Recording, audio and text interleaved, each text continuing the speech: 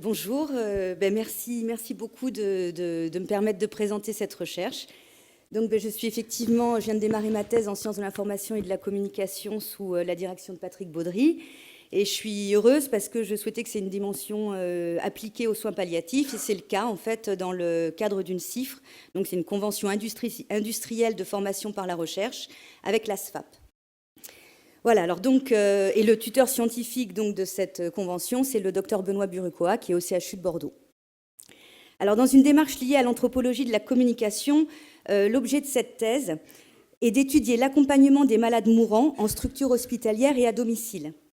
Il s'agit notamment de comprendre comment la prise en considération de la dimension existentielle peut répondre à cet accompagnement et en quoi la proximité de la mort modifie le regard porté sur la vie. Alors, par dimension existentielle, nous entendons une dimension que nous pourrions appeler spirituelle ou éthique, mais que nous décidons d'appeler ainsi au regard de ce qui apparaît sur le terrain des soins palliatifs.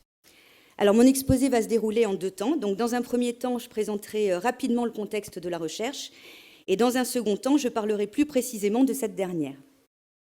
Alors, anthropologue de formation, je vois un parallèle frappant entre la démarche anthropologique et la démarche palliative.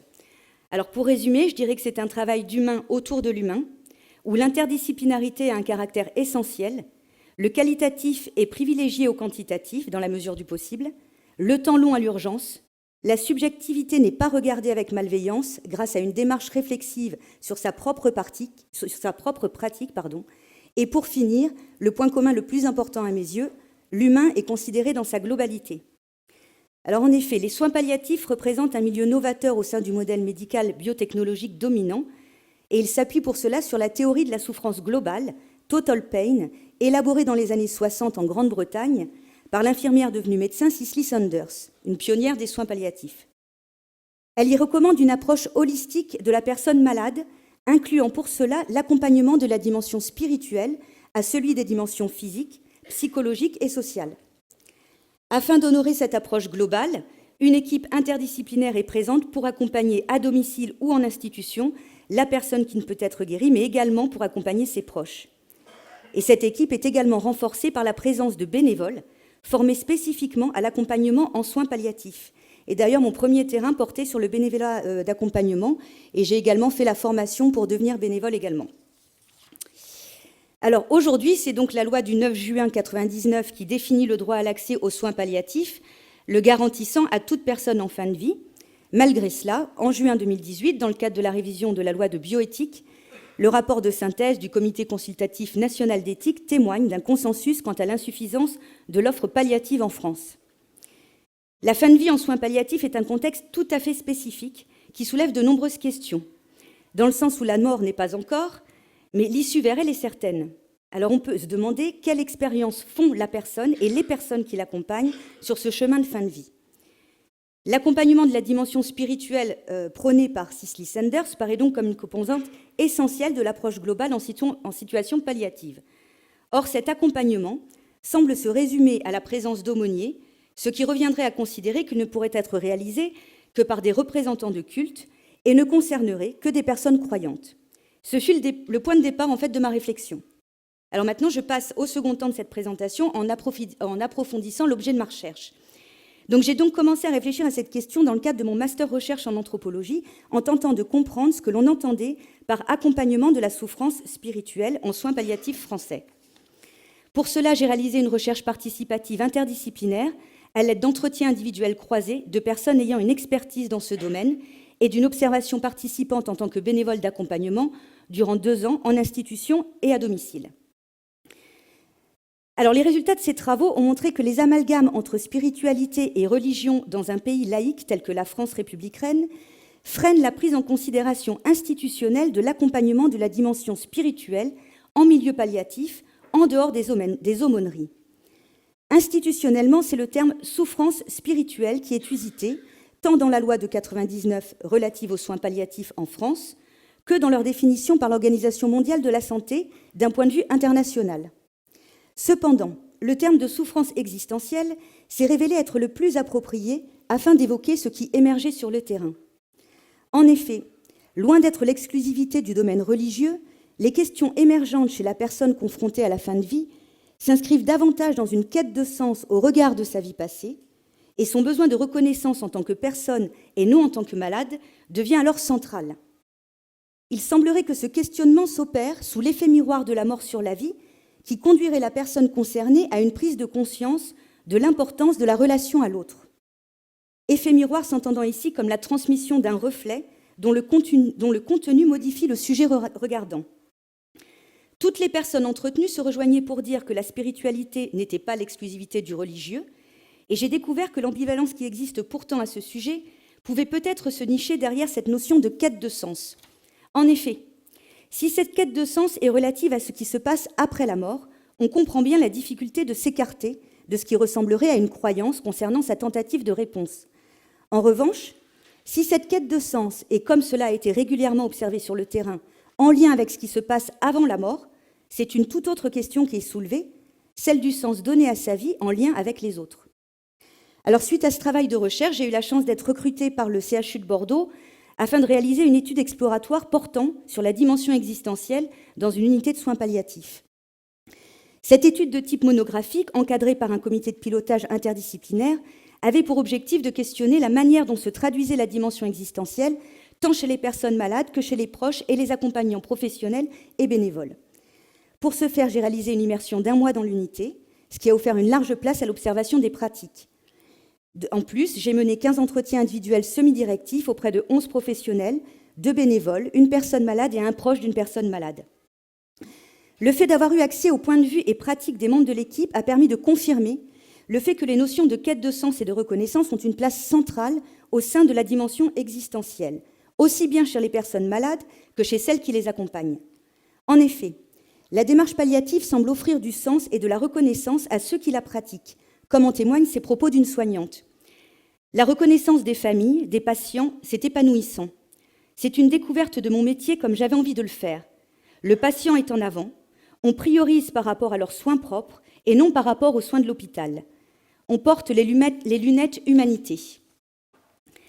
La dimension existentielle est à la fois insaisissable et perceptible. Elle semble se traduire au travers de petits gestes du quotidien, signes de l'attention portée à l'autre, que nous pourrions résumer par « tu existes à mes yeux ». Outre l'accompagnement institutionnel, la considération de l'autre peut également passer par une simple présence silencieuse, par un chant improvisé et spontané par un binôme infirmière et de soignante dans la chambre d'une patiente qui est sensible à cela, par l'organisation d'un apéritif, une cave à vin est présente dans le service, dans des cadeaux de Noël personnalisés à l'aide des informations récoltées sur chaque patient par chaque membre de l'équipe interdisciplinaire, ou encore par un simple geste de la main. En témoigne une conversation informelle dans le couloir entre la femme d'une personne malade et un médecin.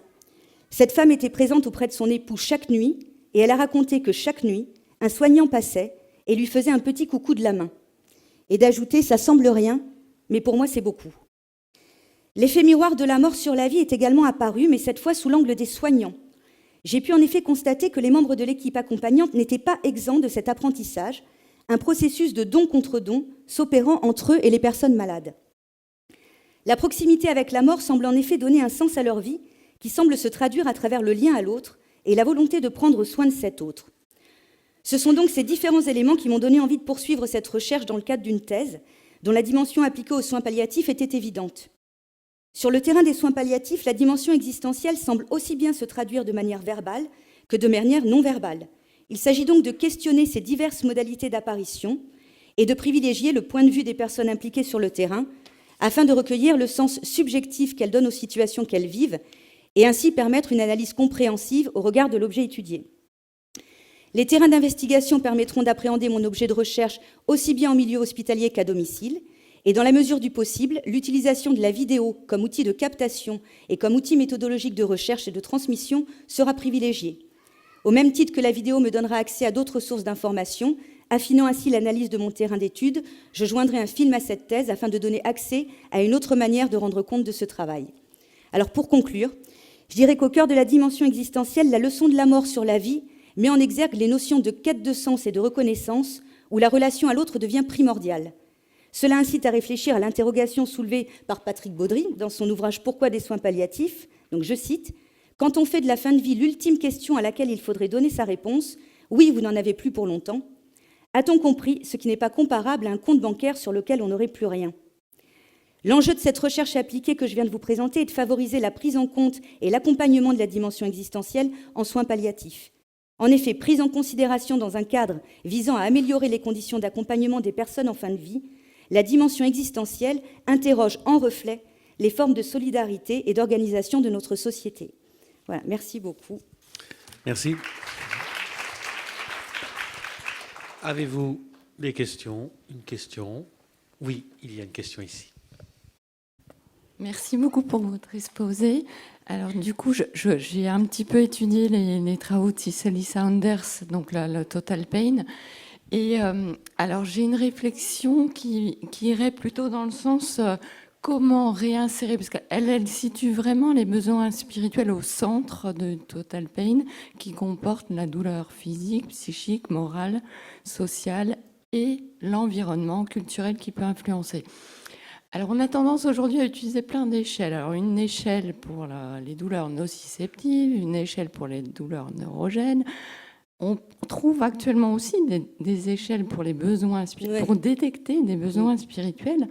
Mais, alors, il y a une tendance, soit c'est replacer les besoins spirituels au centre, et du coup leur donner une valeur vraiment primordiale, mais en même temps, Cicely Saunders montre bien l'intrication des différents champs entre eux.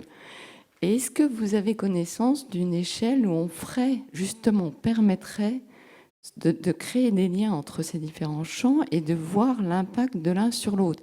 Parce qu'autant on pourrait permettre à un patient de faire un vrai cheminement spirituel une fois qu'on l'a soulagé de manière appropriée, et autant on peut l'en empêcher, voilà, si on excède au niveau des traitements. Enfin, c'est complexe.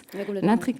Est-ce que vous avez quelques pistes dans ce Alors, c'est pour ça que justement, quelque part, on a préféré parler de dimension existentielle, parce que là, derrière ça, on sent bien justement le fait que c'est aussi bien social. Enfin, toutes ces dimensions-là, c'est imbriqué.